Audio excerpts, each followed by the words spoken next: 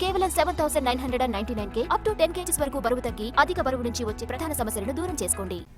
జీవనాడి గోదారమ్మ రాజమండ్రి వద్ద పరవళ్లు తొక్కుతోంది.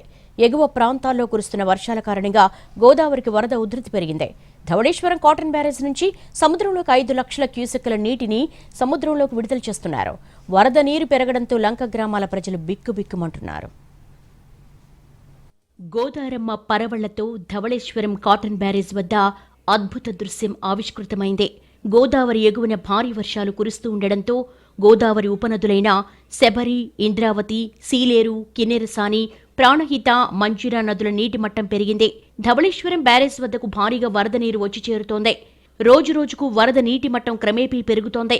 ధవళేశ్వరం నుంచి విఘ్నేశ్వరం వరకు కాటన్ బ్యారేజ్ ఉన్న 175 గేట్లనెత్తేశారు. బ్యారేజ్ నుంచి 5,20,000 క్యూసెక్కుల మిగులు జలాలు సముద్రంలోకి విడుదల చేస్తున్నారు. బ్యారేజ్ వద్ద ప్రస్తుతం గోదావరి వరద నీటి మట్టం 10 అడుగుల వద్ద కొనసాగుతుంది. ఇక్కడ వదిలేసి బయటకు రాలేకండి. బయట స్థలాలున్నా కూడా కొంతమంది ఇక్కడ నుంచి బయటకు రారండి. ఏంటంటే ఇక్కడే సేఫ్టీగా ఉంటుందని చెప్పేసి ఇక్కడ నుంచి బయటకు రారండి. ఇప్పుడు నేను గేదెలు ఉన్నాయండి, అక్కడ దిగేసాను 20 సార్లు. అవి ఎక్కడికి వెళ్ళిపోతే ఏటి అన్నది పోయినో లేదండి. ఇంచుమించు 3 నెలలు కంపల్సరీ 3 నెలలు ఉంటుందండి. ఇంకా తర్వాత ఇప్పుడు 10 రోజులు ఉంటే 10 రోజులు దాటవలసిందండి. గోదావరి వరద ఉధృతంగా ప్రవహించడంతో లంక గ్రామాల ప్రజల్లో భయాందోళనలు నెలకొన్నాయి.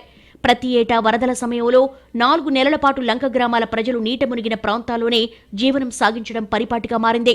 రానున్న 4 నెలల కాలంలో బాహ్య ప్రపంచానికి దూరంగా బిక్కుబిక్కుమంటూ గడపవలసి వస్తుందని ఆందోళన చెందుతున్నారు.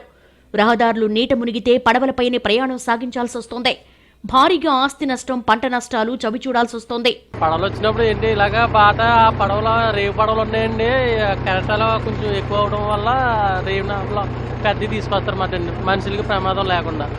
ఆ చిన్నాముల వల్ల కెరటాలకి ఇలాగ ఊగిపోతాయని పెద్ద నామలు తీసుకొచ్చారు. ఇంకా తప్పదండి. 3 నెలలు ఇబ్బంది అంటే ఇంకా ఊళ్ళో పొల్యూషన్ బట్టి గేదెలు వాటికి సౌకర్యం కట్ట బాగుపడితే ఇంకా ఈ 3 నెలలు ఇంకా తప్పదండి. ఇంకా అంత రిస్క్ అయినా ఇక్కడ ఉంటామండి. అంబేద్కర్ కోనసీమ జిల్లాలో గోదావరి వరద ఉధృతంగా ప్రవహిస్తోంది. దీంతో అయినవిల్లి మండలంలోని ముక్తేశ్వరం రేవు తాత్కాలిక రహదారి వరద కొట్టుకుపోయింది. ముక్తేశ్వరం రేవు నుంచి కోటిపల్లి వెళ్లే పంటు ప్రయాణాన్ని నిలిపేశారు. ప్రయాణికులు ముక్తేశ్వరం నుంచి యానం మీదుగా ద్రాక్షారామం, రామచంద్రాపురం వెళుతున్నారు. ఇప్పటికే పి గన్నవరం మండలం గంటి పెదపూడి వద్ద తాత్కాలిక గట్టు తెగిపోవడంతో పలు గ్రామాలకు రాకపోకలు నిలిచిపోయాయి. 4 గ్రామాల ప్రజలు పడవపైనే ప్రయాణాలు చేస్తున్నారు. ధవళేశ్వరం బ్యారేజ్ వద్ద రెండో ప్రమాద హెచ్చరికను మించి ప్రవహిస్తే కోనసీమ ప్రాంతంలోని 27 లంక గ్రామాలకు ముప్పు వాటిల్లే ప్రమాదం ఉంది. ప్రస్తుతం గోదావరి వరద నీరు లంక గ్రామాలను చుట్టుముడుతోంది. కొన్ని చోట కాజ్వేలపైకి వరద నీరు చేరుతుంది. కనకాయలంక కాజ్వే మీద వాటర్ రావడంతో నిన్న 3 పడవలు పెట్టడం జరిగిందండి. ఒకవేళ ఇళ్ల దగ్గరికి వెళ్తే వాళ్ళందరినీ ఖాళీ చేయించేలాగా వాళ్ళకి చేయించి వాటర్ అది భోజనాలు అది పెట్టేలాగా మేము ఆల్రెడీ షెల్టర్లు కూడా ఏర్పాటు చేసాం. స్కూల్లో షెల్టర్లు ఏర్పాటు చేయడం జరిగిందండి. ప్రస్తుతానికైతే కాజ్వే దగ్గర వాటర్ వస్తుంది, లోపలికైతే వెళ్ళలేదు. పడవలు అయితే అక్కడి నుంచి ఇటు నుంచి అటు తిరగడానికి జనాలకు ఇబ్బంది లేకుండా వాళ్ళని 3 పడవల మీద తిప్పడం జరుగుతుంది. గోదావరి వరదల నేపథ్యంలో అధికార యంత్రాంగం అప్రమత్తమైంది. గోదావరి పరివాహక మండలాల్లోని రెవెన్యూ డివిజన్ కార్యాలయాలు, జిల్లా కలెక్టరేట్లలో కంట్రోల్ రూమ్లను ఏర్పాటు చేశారు. గోదావరి మధ్యలో గట్లు కొట్టుకుపోయిన చోట లంక గ్రామాలకు వెళ్లే వారి కోసం పడవలను ఏర్పాటు చేశారు. పడవలపై ప్రయాణం చేసేవారు తప్పనిసరిగా లైఫ్ జాకెట్లు ధరించి ఉండాలని అధికారులు హెచ్చరికలు జారీ చేశారు.